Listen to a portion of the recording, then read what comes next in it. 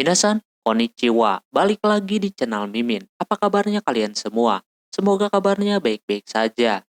Di video kali ini, Mimin bakalan nerusin alur cerita anime yang berjudul Muscle, Magic and Muscles. Buat kalian yang belum nonton episode sebelumnya, disarankan untuk menonton terlebih dahulu. Linknya ada di deskripsi video ini. Oke, tanpa berlama-lama lagi, langsung saja ke video intinya.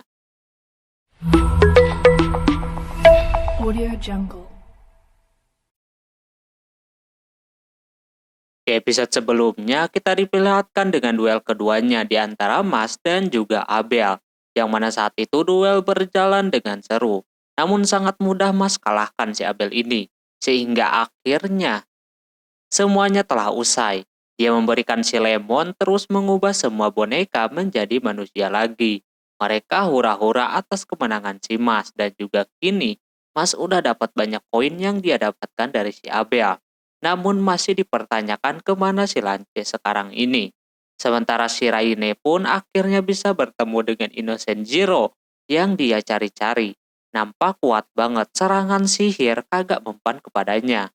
Raine menanyakan tujuan si Innocent Zero ini, namun orang itu kagak mau ngomong sama sekali tujuannya. Intinya lagi nyari seseorang. Lalu tak lama dia mau pergi ke tempat si Abel. Soalnya dia selama ini dibantu si Abel juga, namun kagak kunjung ketemu. Dia mau meminta pertanggungjawaban. Sedangkan si Raine ditahan sama musuh lain di sana. Raine merasa orang-orang macam si Mas kagak bakalan bisa melawannya. Animenya kini dilanjutkan kembali. Diperlihatkan di mana ketika si Rajor diajakin untuk bergabung dengan si Abel untuk dijadikan alat buatnya. Walaupun permasalahannya adalah mata, tapi saat itu Abel kagak mementingkan itu. Dia akan memanfaatkan matanya itu. Sekarang dia udah kecapean dan mau habis. Terlihat dia mau ke tempat si Abel. Di sisi lain kakeknya Mas masih khawatir dengan si Mas. Dia pengen tahu keadaan si Mas sekarang. Dia takut kalau si Mas ketahuan kagak bisa menggunakan sihir. Pak polisi malah takut si Mas gagal jadi visioner suci. Kalau sampai itu terjadi, pekerjaan dia bakalan diambil.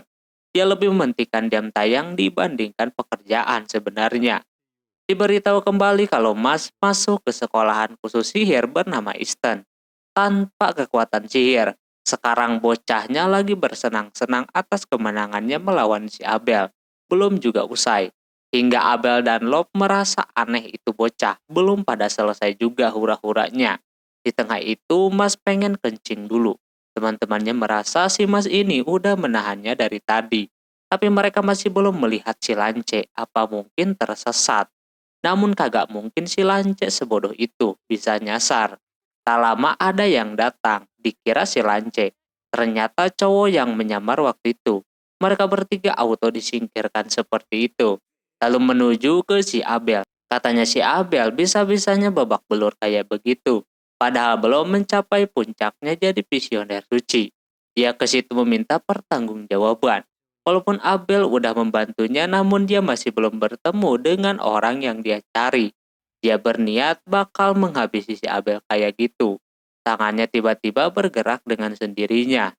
Katanya perbedaan sihirnya jauh berbeda dengannya. Tak lama Mas muncul dengan membawakan banyak kue sus sambil mengajak untuk pesta. Padahal situasinya lagi tegang begini. Mas bisa-bisanya sesantai itu. Lalu ada lalat yang diam di antara kedua hidungnya. Mas dihiraukan kayak begitu. Tak lama Mas auto bersin dan kuenya ke arah orang itu. Lantas pada panik itu si Mas sengaja atau ke bawah bersin. Terlihat habis itu dia meminta kuenya kembali. Tapi orang itu membuang kue tersebut yang membuat si Mas terkejut. Terus orang itu merasakan pusing ketika berhadapan dengan si Mas. Dia merasakan apa mungkin ini orang yang dia cari-cari selama ini. Kalau dia resonansi, otomatis si Mas lah orang yang dia cari selama ini. Tapi sebelum itu dia kagak ada urusan sama si Mas dulu. Dia ingin menuntaskan misinya dulu menghabisi si Abel. Dia terkena sihir kembali. Kali ini Abel diangkat seperti itu. Terus ketika mau dihabisin, Mas langsung bergerak dan tiba-tiba aja si Rajor menghalangi si Abel. Biar kagak terkena tusukan orang itu. Rajor langsung tersungkur lemas. Dia meminta maaf kepada si Mas kalau dia kagak bisa memakan kue sus bareng. Lalu dia kasih aja sapu tangan sihir yang dikasih sama si Raine. Katanya itu lukanya kagak begitu parah. Ternyata pas penyerangan, Mas melemparkan batu kerikil ke arahnya, yang membuat serangannya agak sedikit meleset. Di situ si Mas bakalan menghajar orang tersebut. Awalan aja Mas udah kesal dan menyerangnya dengan batu. Namun sayangnya orang itu bisa menahan batunya. Dia merasa tertantang sambil menjilat batunya tersebut. Hal tersebut membuat si Mas aneh kenapa ini orang menjilat batu. Mas bakalan menghajarnya dan membawa si Rajor ini ke ruangan UKS. Orang itu bakal siap kapanpun dia menerima tantangan si Mas. Ketika dia menyerang, si Mas cuma bisa menahan serangan yang diberikan orang jahat tersebut. Abel merasakan kalau kekuatan mereka dan juga orang itu emang jauh berbeda. Kali ini si Mas dan Abel berada di bawahnya. Dia mengingat dulu ketika emaknya bilang kepada si Abel kalau mereka hidup sebagai keluarga bangsawan itu gara-gara kebetulan. Semua kelahiran, bakat, dan penampilan semua itu hanya kebetulan. Bahkan kelebihan pun itu sebuah kebetulan juga katanya. Mas masih terus menahan serangan, sedangkan Abel terus pesimis.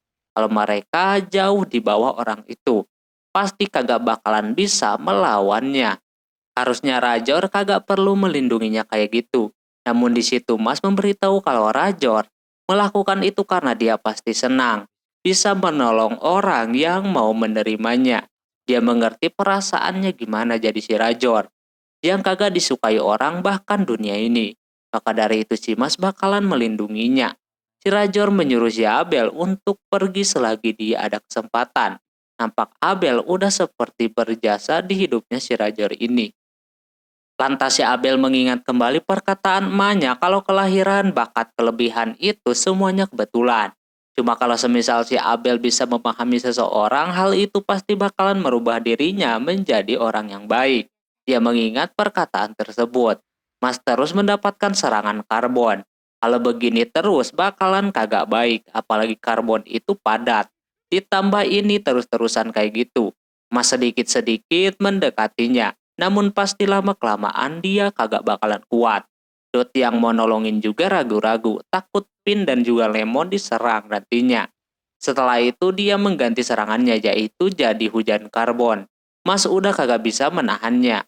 Untungnya ada si Abel membantu menahan serangan tersebut. Menggunakan bonekanya. Katanya yang kuat mengambil yang lemah itu hak mereka. Begitupun yang lemah melawan yang lebih kuat lagi.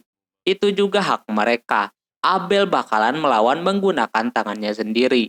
Orang itu memberikan paham kepada si Abel dengan langsung membuat semua bonekanya hancur.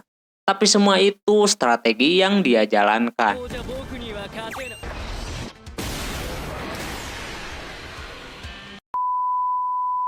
Akhirnya itu orang bisa kesentuh juga ya kan. Mas orang pertama yang bisa mengajar kulit luarnya. Dia menanyakan sirah apa yang si Mas pakai. Tentu dia ragu-ragu mau jawab apaan. Mas bilang aja kalau itu sihir kekuatan. Lantas yang lain merasa aneh apakah ada sihir semacam itu. Untuk mengetahui kekuatan sihirnya orang itu mengeluarkan cermin yang mana. Kata Sidot itu cermin sihir. Yang bisa memantulkan kekuatan sihir. Yang mana kalau dipantulkan ke situ kekuatannya bakalan lebih kuat lagi. Ketika dipantulkan. Itu alat yang dipunyai biro sihir. Tapi kenapa ada pada dia sekarang? Cara buat mengalahkannya adalah tidak menggunakan sihir. Di sana Mas dipersilahkan untuk menyerang orang itu menggunakan sihir. Namun tiba-tiba saja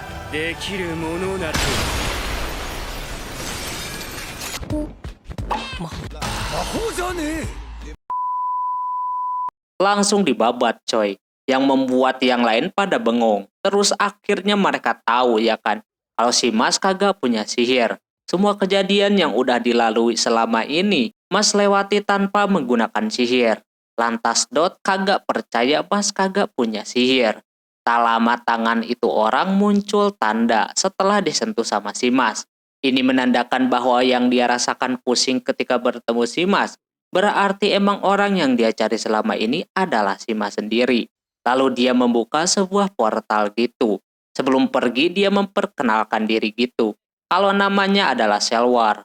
Dia bakalan pergi dulu karena ada urusan. nanti dia bakalan bertemu lagi dengan si Mas. Lalu dia pun pergi. Mas bersyukur kalau orang itu udah pergi. Selanjutnya dia mau membawa si Rajor ke UKS, tapi Abel yang akan membawanya. Dia bakalan bertanggung jawab atas yang terjadi sekarang. Padahal udah sekarat, si Rajor ini menunggu traktiran kue dari si Mas lain kali. Dia juga berterima kasih kepada si Mas. Lain kali dia bakalan balas kebaikannya itu. Akhirnya untuk sementara semuanya beres. Tapi masalahnya sekarang adalah si Mas yang kagak punya kekuatan sihir ini kalau ketahuan sama kepala sekolah bisa berbahaya. Bukan cuma dapat hukuman tapi dia juga bakalan dikeluarkan. Mereka bakalan berusaha menyembunyikan tentang rahasia ini dari orang lain.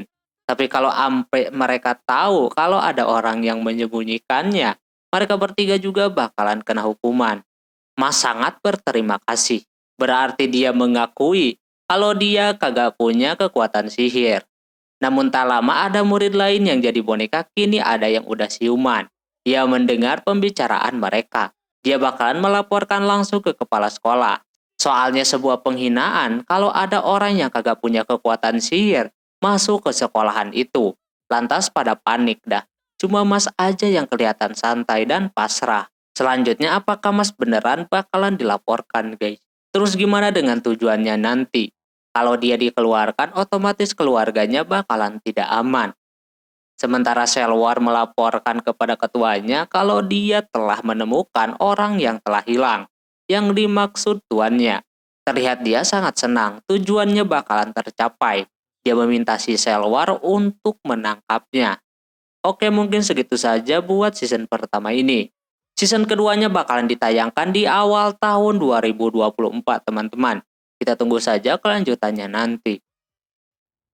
Oke, mungkin segitu dulu untuk anime ini. Mohon maaf bila ada kesalahan dalam penyebutan nama, tempat, atau yang lainnya.